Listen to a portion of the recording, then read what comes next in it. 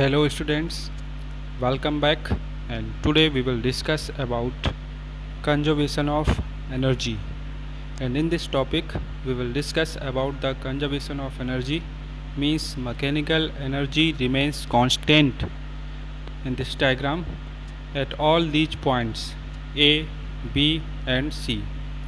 So consider a body and this body is at point A initially, then its velocity is equal to 0. You can see this diagram and listen to me carefully. So at point A the velocity of the body is equal to 0. That means initial velocity of the body is equal to 0, and if we drop this body towards downwards, then at point B its velocity is denoted by B, and at point C its velocity denoted by B dash. And when the object moves from points A to B, then it cover a displacement x, and when this object move from point B to C, then it cover displacement h minus x. And the distance between the point A and the ground, that means height, is denoted by h. So in this expression we will prove the total energy of this body at point A will be equal to the total energy of the body at point B, and also it will be the equal to the total energy of the body at point C. That means total energy at all these points A, B and C remains constant. So now we will discuss first the total energy of this body, and when this body is at point A, so we will calculate the total energy of the body at point A. Mechanical energy, total energy, that means mechanical energy of the body at point A.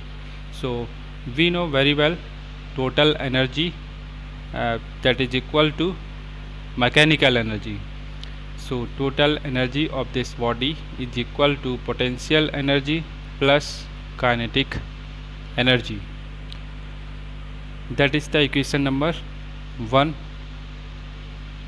So first we will calculate the value of potential energy and kinetic energy, and then we will put the value of potential and kinetic in equation 1.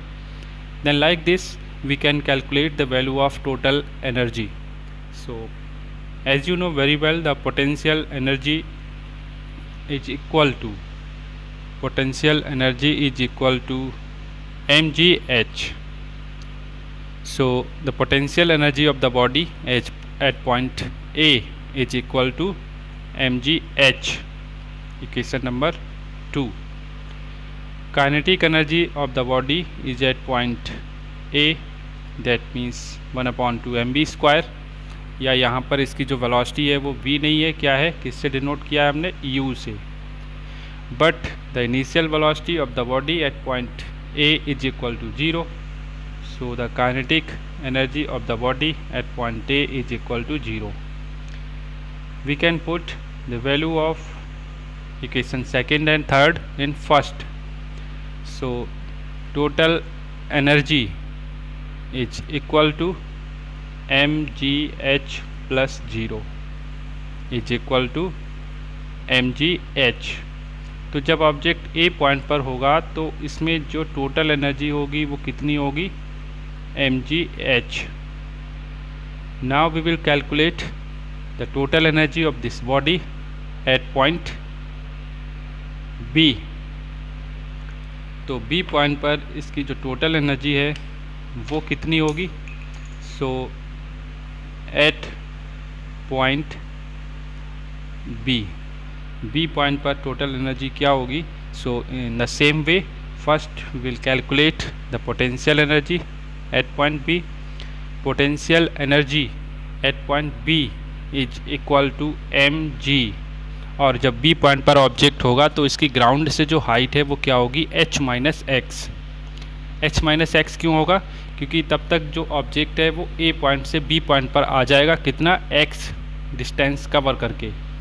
तो h minus x is the height So mgh minus x, potential energy and kinetic energy at point B is equal to 1/2 mv square. So we don't know the value of velocity b square, means final velocity. So here we will use equation of motion, v square minus u square equal to g, and h, यहाँ पर आपका जो b point पर h कितना है, h नहीं होता है, यहाँ पर डिस्प्लेसमेंट होता है 2g, एंड ये डिस्प्लेसमेंट कितना कवर किया इसने, जब ये a पॉइंट से b पॉइंट पर आया तो हम क्या रखेंगे यहाँ पर 2gx, इक्वेशन नंबर ये आपका हो गया यहाँ पर 1, and this equation is 2 and this equation is 3, and we will put all this value in first equation, that means total energy is equal to mgh minus x plus 2gx। यहाँ पर u की value 0 हो जाएगी यहाँ पर आपकी, तो b square की value means b square equal हम क्या रख सकते हैं सेकेंड इक्वेशन में 2gx, तो 2gx तो ये हो गया, एंड इनटू क्या होगा 1/2m। यहाँ पर हमने क्या किया है कि जो u की वैल्यू है वो क्या रखना है 0, and b square equal 2gx, यहाँ पर हम रख देंगे b स्क्वायर इक्वल 2gx, तो आपको क्या मिलेगा 2 से 2 cancel, gxm means total energy is equal to mgh, ये हमने क्या करना है मल्टीप्लाई कर देना है ब्रैकेट में mgh माइनस mgx प्लस, और ये यहाँ पर क्या है, ये भी क्या है mgx, ये क्या हो गया कैंसिल, टोटल एनर्जी आपको यहाँ पर कितना मिल गया mgh। तो आप देख सकते हैं कि b पॉइंट पर भी इसकी जो ऑब्जेक्ट है इसकी जो टोटल एनर्जी है वो कितनी है mgh, a पॉइंट पर कितनी थी mgh। Now we will calculate the total energy of this body at point c, तो ये यहाँ पर हम कैलकुलेट कर लेते हैं इस ऑब्जेक्ट की total energy at point c। तो c पॉइंट पर टोटल एनर्जी क्या होगी, now first we will calculate the value of potential energy, then we will calculate the value of kinetic energy, and इन दोनों को हम क्या करेंगे ऐड करेंगे। So like this we can calculate the value of total energy.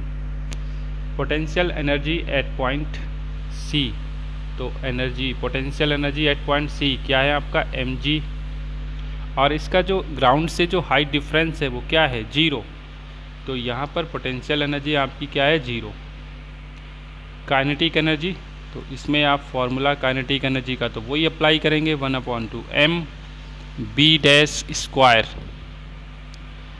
Square, क्योंकि once again we will use equation of motion v square minus u square equal 2g, और कितना ये यहाँ से यहाँ तक आया, कितना इसने डिस्प्लेसमेंट कवर किया h, तो b स्क्वायर इक्वल u की तो 0 हो गई 2gh, कहाँ पुट करेंगे काइनेटिक एनर्जी में, b डैश आप लिख सकते हैं यहाँ पर, तो b dash square equal 2gh, तो आपकी जो काइनेटिक एनर्जी है वो आपको क्या मिलने वाली है यहाँ पर mgh। तो टोटल एनर्जी जब हम पोटेंशियल और काइनेटिक को ऐड करेंगे तो पोटेंशियल 0 है, काइनेटिक क्या है mgh, तो टोटल एनर्जी आपको क्या मिल गई mgh। तो यहाँ भी आप देख सकते हैं कि c पॉइंट पर टोटल एनर्जी आपको क्या मिली है यहाँ पर mgh। So from these 3 points means at point A, at point B, at point C, total energy remains constant, but when the object is at point A, then it have only potential energy, what kinetic energy is equal to 0. When the object is at point B, then it have both potential and kinetic energy, and when the object is at point C, then it have only kinetic energy, but potential energy क्या है 0 है। तो इससे आपको एक result मिलता है कि energy neither be created nor be destroy, it can be converted one form into another form. तो यहाँ पर